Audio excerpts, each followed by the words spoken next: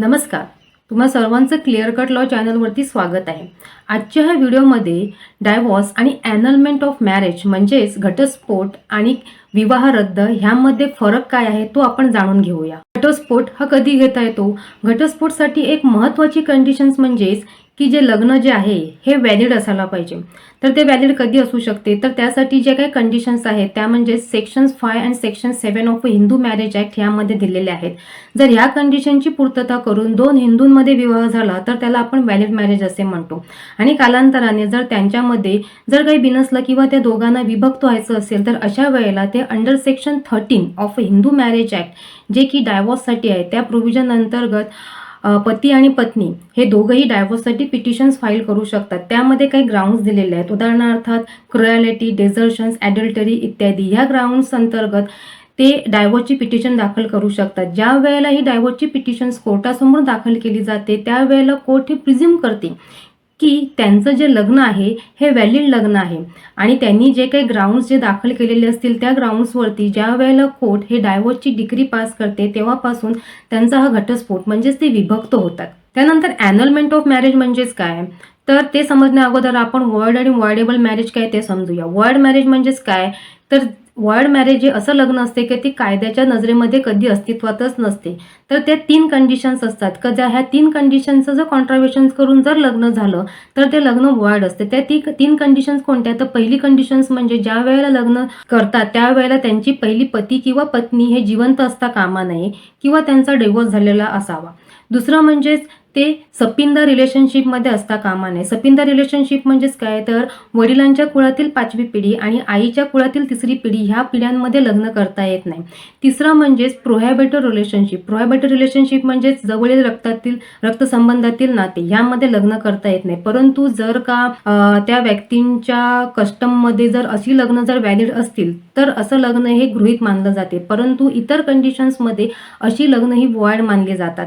त्यामुळेच या लग्नाला कुठलाही कायदेशीर हक्क प्राप्त होत नाही. त्यालाच आपण वॉइड मॅरेज असे म्हणतो. वॉइडेबल मॅरेज म्हणजे काय?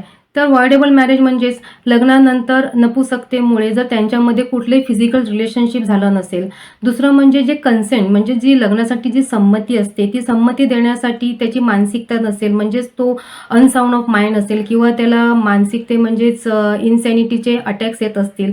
तसेच जी संमती दिली असेल ती घाबरून किंवा फसवून घेतली असेल.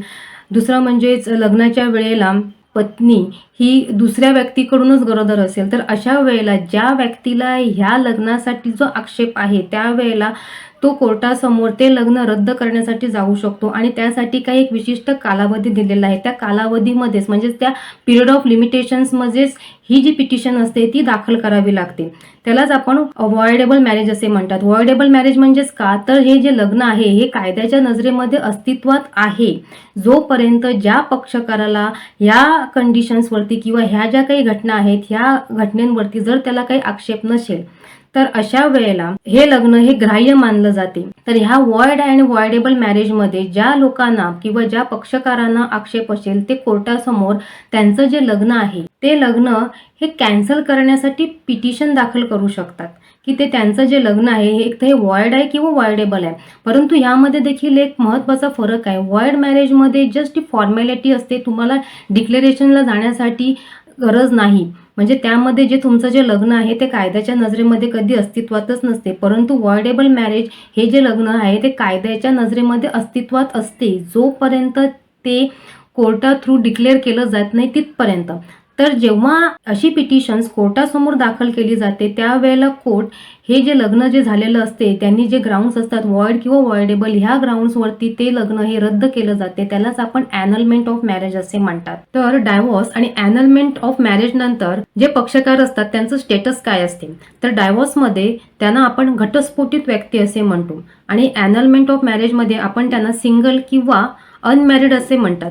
कारण हे जे लग्न जे असते ते कोर्ट हे रद्द करते. म्हणजेच ते असं लग्न असते की ते कोर्ट असं मान्य करते का ते कधी अस्तित्वातच नव्हते आणि त्यामुळे त्यांचं जे स्टेटस असते ते सिंगल किंवा अनमॅरिड म्हणून असते. थोडक्यात म्हणजे काय की 2 व्यक्तींमध्ये हे कायद्यानुसार लग्न झालेलं असते परंतु कालांतराने त्यांना विभक्त व्हायचं असते, म्हणजेच काही कारणामुळे त्यांना एकमेकांजोडीला राहायचं नसते, तर अशा वेळेला ते कोर्टासमोर डायव्होर्स पिटिशन्स घेऊन ते डायव्होर्स घेऊ शकतात. दुसऱ्या परिस्थितीमध्ये त्यांचं लग्न हे झालेलं असते, परंतु ते कायद्यानुसार नसते, तर त्यांना फक्त ते कोर्टाकडून फॉर्मल डिक्लेअर करावं लागते की त्यांचं हे लग्न जे आहे ते वॉइड आहे किंवा वॉइडेबल आहे, आणि त्यानुसार कोर्ट हे डिक्लेअर करून ते लग्न ॲनल करते, म्हणजेच रद्द करते.